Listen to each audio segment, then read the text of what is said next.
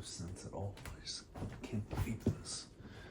So Neon just decided to dump this movie out this past weekend to a wonderful $20,000 opening. The movie I'm talking about is The Actor by Duke Johnson, and this is his live-action directorial debut. You may have seen Duke's work on programs like Moral Oral, or in 2015 with Charlie Kaufman as the co-director for his film Anomalisa. Was announced back in 2021 and wrapped production, put it in the can back in April of 2023. It stars Andre Holland filling in the shoes for Ryan Gosling, and it is based off the novel Memory by Donald Westlake, which unfortunately I've not read.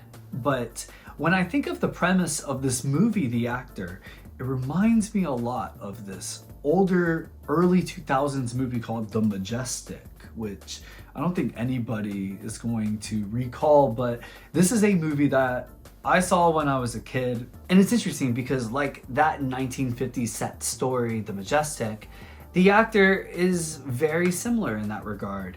And despite Neon really having no faith in the movie, I gotta say, I thought it was excellent. This is both a creatively traditional and non-traditional story that is filled with colors and haze that only an animator could bring on. Like Duke Johnson's other credits, this too goes into haunting and imaginative places. The movie follows Paul Cole, played by Andre Holland, who travels from New York all the way down south to this random town to sleep with another man's wife.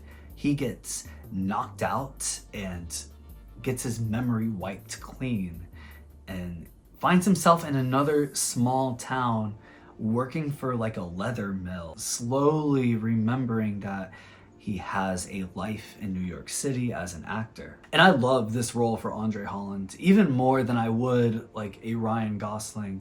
While I understand that like a popular leading guy is the type of actor they would want to kind of like lead this story, I think Andre Holland is getting his footing into being a popular leading man, and this is going to be such an interesting credit to have in the near future. Also, I can't remember her name, but the other lead actress in this movie who plays the love interest of Paul, she is fantastic in this movie too. And this being by a stop motion animator, one who truly loves old-fashioned films. It heightens this experience in such a unique way. Shots from a distance are seen as like a painting, or when New York City is shown with a bunch of skyscrapers, it's like a miniature. It's also interesting looking at like the faces Andre makes. There's such a cartoonish and theatrical vibe to it. This movie has like its callbacks to animation, and it feels like comic book panel-like in ways. I also love the transitions that happen here, how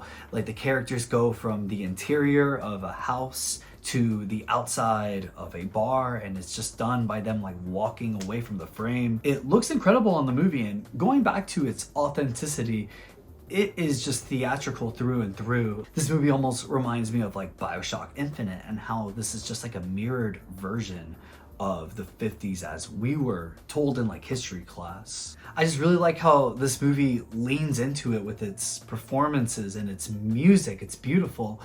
And it also has this like Charlie Kaufman energy to it in the background. In a lot of ways, this movie is nothing new. In fact, it kind of plays to its traditions a bit much here, but just the lens of a filmmaker like Duke Johnson, it makes for something so special. It's an intriguing and mysterious enough story that wherever this leads to our main character finding out about himself, as an audience, we are like prepared to take it on. Well, there are a lot of character actors that play multiple roles on this movie, and I think it really helps lean into the surrealism.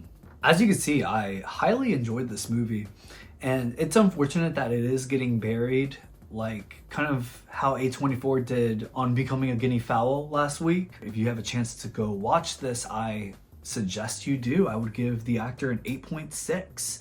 It is released by Neon and is now playing in select theaters. Thank you for watching.